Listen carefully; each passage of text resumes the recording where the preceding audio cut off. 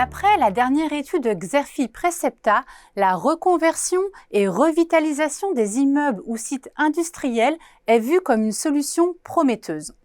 Les géants de l'immobilier se mettent donc en ordre de marche. Partenariats stratégiques, offres marketées, marques dédiées à cet univers à l'image de Coverso par Bouygues Immobilier ou d'Héritage par Nexity. Le contexte est clairement favorable.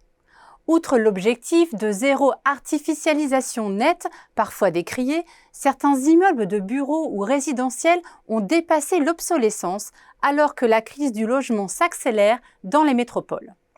Mais derrière ce concept novateur et durable du recyclage urbain se cachent d'innombrables problèmes.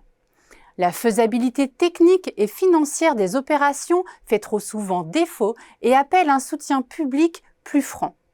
De leur côté, les collectivités, dans leur majorité, freinent des quatre fers compte tenu des déséquilibres que ces projets engendrent sur l'assiette fiscale, les coûts de fonctionnement et les politiques d'urbanisme. Ces programmes n'échappent pas non plus à court terme au retournement des marchés immobiliers et à la hausse des taux. Dans ce contexte, quelles sont les réelles perspectives du marché d'ici 2026 et à plus long terme ? Comment mobiliser tout son potentiel de croissance et pourquoi les grands investisseurs s'intéressent-ils à ce modèle?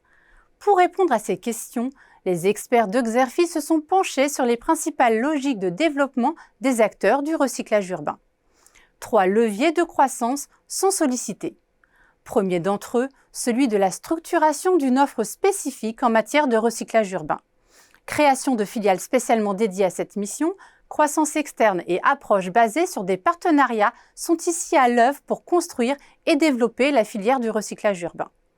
C'est à ce titre que Nexity a consolidé et regroupé toutes ses compétences en matière de régénération urbaine sous la marque unique Héritage.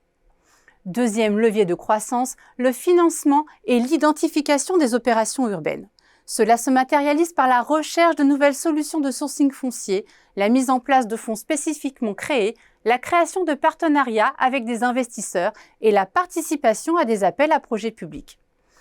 CDC Habitat s'illustre en ce sens en établissant de nombreux partenariats avec des investisseurs afin de renforcer son engagement dans le recyclage urbain. Enfin, le dernier levier utilisé est la formalisation des engagements concernant le recyclage urbain.